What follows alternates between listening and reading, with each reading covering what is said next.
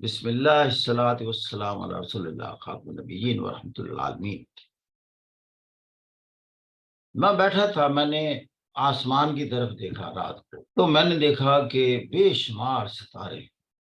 پھر میں جانتا تھا کہ there are so many galaxies in the universe، اور پھر مجھے بگ بینگ تھیوری کا بھی کچھ اندازہ تھا کہ ساری کائنات ایک کلسٹر کی شکل میں تھی، اور پھر اللہ نے اس کو پھاڑ دیا اور وہ پھیلتی جا رہی ہے۔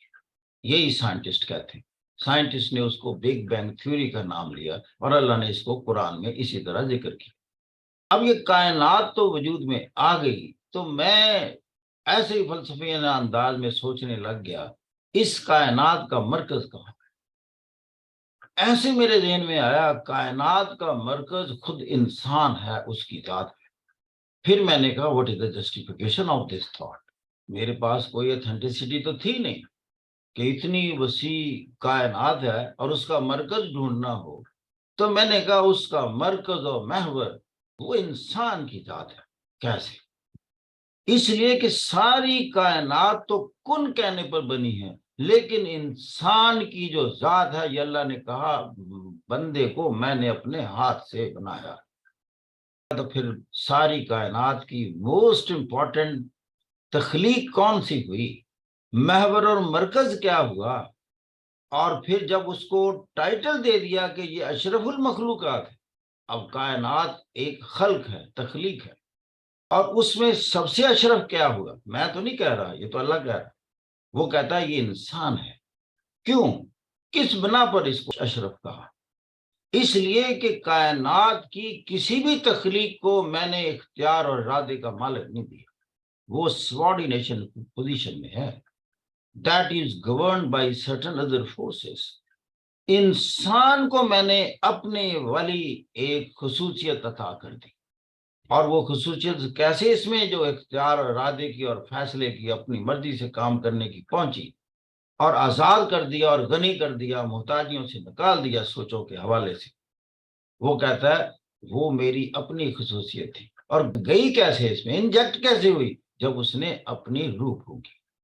اللہ نے اپنی روح پھونکی۔ اب یہ کوئی چھوٹی سی چیز ہے، اس لیے دنیا کی بڑی بڑی چیزیں سب کو زیر کیے بیٹھا ہے۔ اب پھر میں نے غور کیا، میں تو مرکز کائنات کی تلاش میں تھا نا اس رات، تو میں نے کہا انسان کے اندر سب سے اہم نقطہ، اہم پوائنٹ یہ اس کا یہ چیمبر ہے، یہ ذہن ہے۔ ذہن میں کیا چیز ہے؟ ذہن میں دنیا میں دیکھتے ہیں کوئی شخص ممتاز ہے، کوئی غیر ممتاز ہے، کوئی اہم ہے، کوئی غیر اہم ہے، کوئی معزز ہے، کوئی غیر معزز ہے۔ کبھی سوچا کہ یہ جب اس نے تو سب کو باعزت قرار دیا، اس کا تخلیق کار ہو، اس کا پیدا کیا ہو انسان ہو، سارے معزز ہو گئے پیدائش کے بعد جب اختیار اور ارادے کو استعمال ہوا تو ایسے استعمال کیا، کوئی عزت والا ہو گیا، کوئی عزت والا نہیں رہا۔ اس کا مطلب سب چیز کا تعلق اس کے ابھرنے والے خیالات سے۔ اب خیالات ہر طرح کے ابھرتے ہیں۔ مثال کے طور پر انسان خواہشوں کا مجموعہ ہم کہتے ہیں۔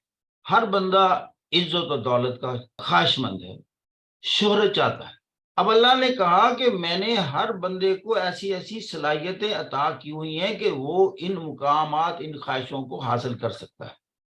اب ان صلاحیتوں کو، جیسے میں کہتا ہوں، آئیڈینٹیفائی کرنا اور ان کو استعمال میں لانا ہی سب سے بڑی بات ہے۔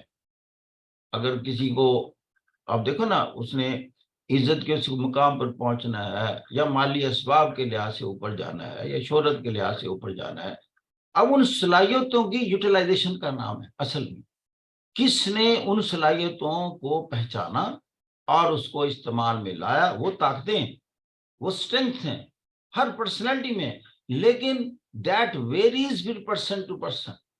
ایک بندے کی صلاحیتیں دوسرے سے نہیں ملتی۔ ماں سے پوچھ لیں، پیدائشی طور پر ہی انداز ہی ڈفرینٹ ہوتے ہیں بچوں کے۔ کوئی کنی خصوصیات کا مالک، اس کے ایپٹیچیوڈ، اس کی پسند ناپسند بچپن سے ہی مختلف ہوتی۔ گویا کہ یہ اشارہ ہے اس کائنات میں، چونکہ ورائٹی درکار ہے، اس لیے اللہ تعالیٰ نے ورائٹی رکھی ہے خصوصیات میں بھی، ایبلٹیز اور پوٹینشل میں بھی، کیونکہ کائنات کو چلانا تھا، اس کا نظم قائم کرنا تھا. یہاں جیسے کہتے ہیں ڈاکٹر بھی چاہیے تھے, انجینئر بھی چاہیے تھے, ٹیچر بھی چاہیے تھے, اسی طرح ماں اور باپ بھی چاہیے تھے. ماں کی خصوصیات تھوڑی ڈفرینٹ رکھی, بچوں کو بھی پالنا ہے. باپ کو بھی چاہیے تھا اس کو مشقتیں کرنے والا, باہر جانے والا, مسلز کے لحاظ سے کمپیریٹیولی اسٹرانگ, اس کو کئی لائبلٹی سے بچایا جس لائبلٹی میں عورت جاتی ہے. نظام ہے, اس کو کہتے ہیں, اس کو ہم ویسے مینجمنٹ سائنسز میں کہتے ہیں ڈیلیگیشن آف پاورز اور آرگنائزیشن, کہ مختلف ڈیوٹیاں سائن کرنی کسی ادارے کو چلانے کے لیے, کسی کی کوئی ڈیوٹی, کسی کو کوئی ڈیوٹی, کسی کو کوئی ڈیوٹی, اور اس کا تعلق ہوتا ہے ڈیوٹی سے اس کی صلاحیتوں سے. ایسے کائنات چل رہی.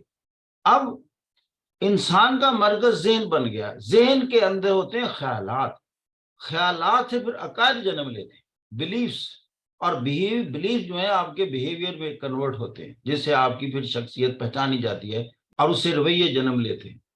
اب چیزیں یہ ہیں کہ مسئلہ یہاں پڑتا ہے, پھر آتے ہیں چیلنجز, مشکلات پیش آتی ہیں.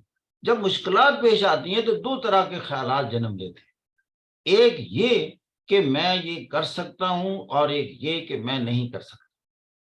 جو کہہ دیا کہ میں نہیں کر سکتا, وہ ممکن ہے کہ اس کے مزاج سے مطابقت نہ کرتا ہو اور اس کا جواب درست ہو کہ اس میں وہ ابیلٹیز نہیں ہے, ہی اور شی could be right.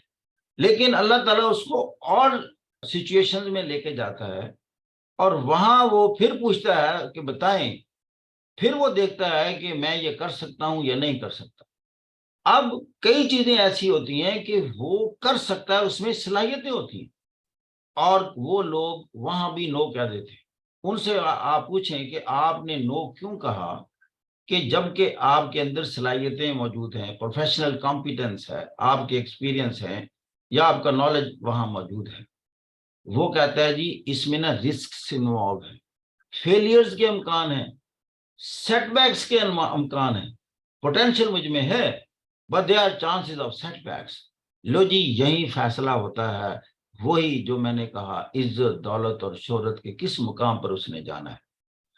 جو شخص رسک اور سیٹ بیک سے ڈر گیا اور چھوڑ دیا, اور ہر جگہ نو نو کہنے لگ گیا کہ یہاں بھی رسکس ہیں, فیلئرز کے چانسز ہیں, سیٹ بیکس ہیں, نقصانات ہو سکتے ہیں, جان کا نقصان ہو سکتا ہے, مال کا نقصان ہو سکتا ہے, اور میں برداشت نہیں کر سکتا, تو وہ پھر ویری ویری آرڈنری لائف کے لیے اس نے گویا خود فیصلہ کر لیا.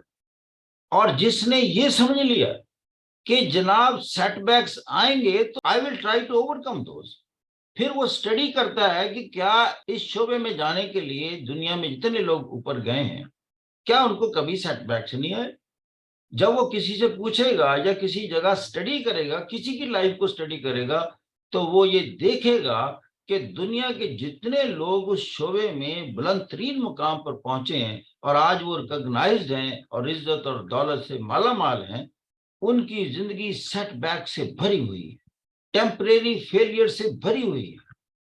ان میں ایک ہی ڈسٹنگشنگ کوالٹی تھی کہ انہوں نے گیو اپ نہیں کیا اور اس کا حل تلاش کیا. پھر کئی لوگ ہوتے ہیں, عزت اور شہرت کے مختلف درجے ہیں, یعنی ایک لیڈر ہے, سیڑھی ہے, اس کے ڈفرینٹ رنگز ہیں. آپ عزت شہرت پر دیکھ رہے ہیں, مختلف لوگ مختلف رنگز پر ہیں, کوئی عزت شہرت کے اس مقام پر ہے, اس پر ہے, اس پر ہے. اب یہ چیز بتاتی ہے کہ یہ لوگ سیٹ بیکس آئے, جنہوں نے تھوڑے سے اوور کم کیے, کچھ اچیو کیا, وہاں رک گئے. کہتے جی اس سے آگے مجھ میں نہیں حوصلہ کہ میں زیادہ رسک لوں, زیادہ چیلنجز کو ایکسپٹ کروں, دس مچ از سفیشینٹ. تو گویا کہ عزت اور شہرت اور دولت کا فیصلہ, اس کی مقدار کا فیصلہ بھی انسان نے کیا کہ بس اتنا میرے لیے کافی. اللہ نے نہیں کیا اس نے خود, ورنہ اس نے کہا there are so many other rungs as well, لیکن you have to put more effort accordingly and you have to accept more challenges, اور سیٹ بیکس کو فیس کرنے کی صلاحیت آپ کے چاہیے. تو رستہ تو بڑا سکائی دا لمٹ.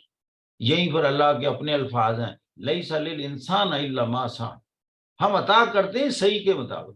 کہ آپ اس لیڈر کے اس رنگ پر رک گئے تو آپ کی مرضی, ورنہ اور رنگ پہ بھی آپ جا سکتے ہیں, کیونکہ میں نے تو کہہ دیا صحیح سے مشروط کر دی عزت, شہرت اور دولت, اور اقوام کے لیے بھی کر دی. ان اللہ لا یغیر ما بقوم حتی یغیر ما بانفسہم، ہم کسی قوم کی حالت نہیں بدلتے جب تک وہ قوم اپنے اوصاف اور خصوصیات نہیں بدلتی۔ ایک بار چھوٹی سی بات کروں گا کہ ایک سٹمبلنگ بلاک ہوتا ہے ایسے لوگوں کا، وہ یہ، اس بندے میں صلاحیت ہے، وہ کسی سے مشورہ کرتا ہے اور کہتا ہے دیکھیں یہ میں کام کر رہا ہوں یا کرنا چاہتا ہوں، تو آپ مجھے بتائیں کہ شوڈ آئی ڈو دیٹ۔ جس کو ایسے بندے ملے جنہوں نے یہ کہہ دیا یو کانٹ ڈو دیٹ اور وہ رک گئے، انہوں نے گویا کہ اپنی شکست پر اور ناکامی پر اسی دن فیصلہ کر لیا۔ اور میں یہ کہتا ہوں کہ جو شخص کہہ رہا ہے نا یو کانٹ ڈو دیٹ، وہ بیسیکلی یہ آپ کو بتا رہا ہے آئی کانٹ ڈو دیٹ۔ وہ پہاڑ اس کو نظر آیا اور اسی کی شکل جو ہے، اسی کی تصویر آپ کے سامنے وہ لے آیا، وہ اس نے اپنا فیصلہ سنایا۔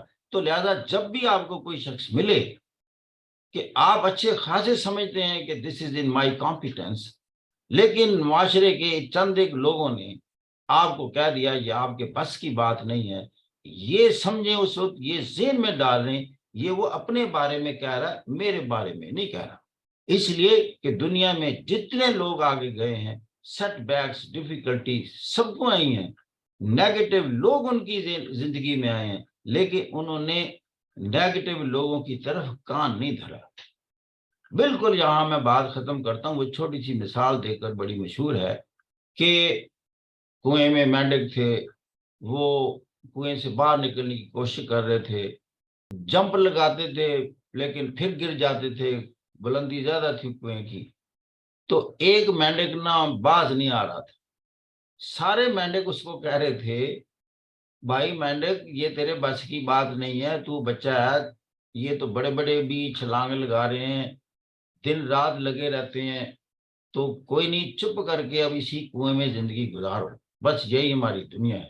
وہ مینڈک باز ہی نہیں آ رہا تھا، وہ لگا ہوا ہے جناب، چھلانگ پہ چھلانگ، چھلانگ پہ چھلانگ۔ ایک دن جناب وہ نکل گیا، جب وہ نکل گیا تو معلوم کیا ہوا، بہرحال مثال بنائی ہوئی ہے، کہتے وہ واحد مینڈک تھا جو ڈیف تھا، جس کو اس کی آواز ہی نہیں سن رہی تھی باقیوں کی، وہ کیا کہہ رہے ہیں، اس کو صرف یہ تھا کہ میں نے اس سے باہر نکلنا ہے۔ Always extend deaf ear to those people who says you can't do that.